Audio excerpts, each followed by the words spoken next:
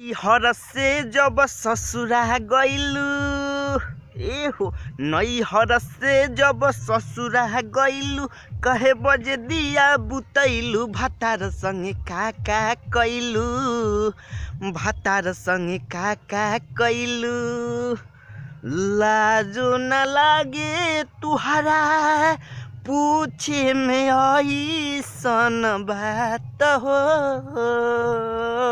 कैसे बलम के कुरा सुतैलू की बारी में किली लगैलू भतार संगे का कैलू भतार संगे का कैलू।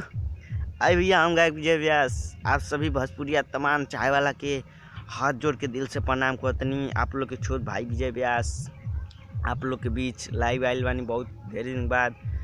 आप लोग जरूर आशीर्वाद दुलार प्यार देके और कमेंट में बताई आवाज़ कैसा लागल है।